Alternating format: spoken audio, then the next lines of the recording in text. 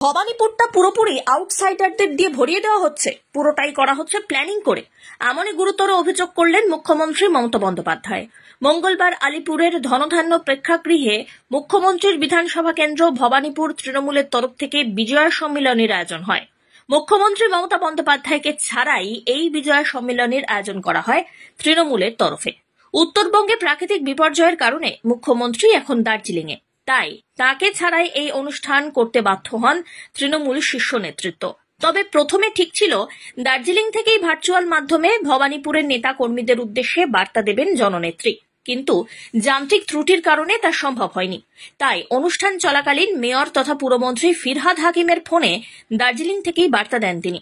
সেখানে বিশেষ নিবিড় সমীক্ষা বা এসআইআর নিয়ে দলীয় নেতা কর্মীদের নির্দেশ দিতে গিয়ে ভবানীপুরের জনবিন্যাস নিয়ে উদ্বেগ প্রকাশ করেন মমতা। স্পষ্ট জানান, ভবানীপুরে প্রচুর বহিরাগত ঢোকানো হচ্ছে, যার ফলে পাল্টে যাচ্ছে জনবিন্যাস। তার কর্মীদের প্রতি তার শুভেচ্ছা বার্তা দিতে গিয়ে মমতা বলেন, ভবানীপুর আমার নিজের বিধানসভা কেন্দ্র। সারা বাংলার সঙ্গে আমি ভবানীপুরকেও বিশেষ গুরুত্ব দিয়ে থাকি। আপনাদের সবার সঙ্গে পুজোর সময় আমার দেখা হয়েছে। ওই সময় সব জাতি, বর্ণ, ধর্ম ও সম্প্রদায়ের মানুষের সঙ্গেই আমার দেখা হয়েছে। ভবানীপুরের বেশিরভাগ পুজো প্যান্ডেলই আমি দেখেছি। এবারের আবহাওয়াও খুব ভুগিয়েছে। তা সত্ত্বেও আপনারা মানুষের সঙ্গে যেভাবে সময় কাটিয়েছেন, সকলের সঙ্গে যোগাযোগ রেখেছেন, সেটাই বড় কথা। একই সঙ্গে নতুন করে ভোটার লিস্ট নিয়েও কর্মীদের সতর্ক করেছেন তিনি বলেন, আমি দেখছি অনেক এলাকায় বস্তি ভেঙে দিয়ে বড় বাড়ি তৈরি হচ্ছে।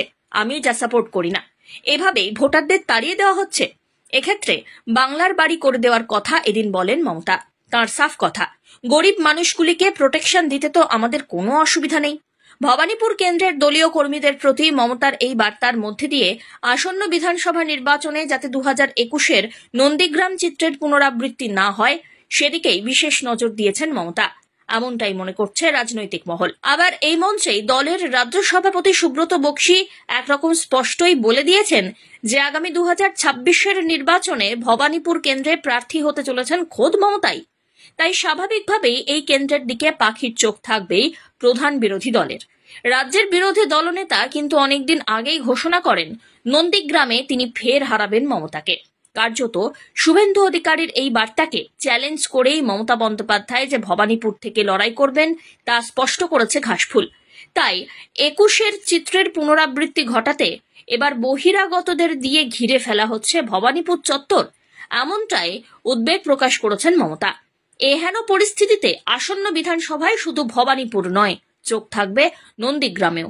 কারণ শুভেন্দু ইতিমধ্যেই ঘোষণা করেছেন তিনি প্রার্থী হবেন নন্দীগ্রামে।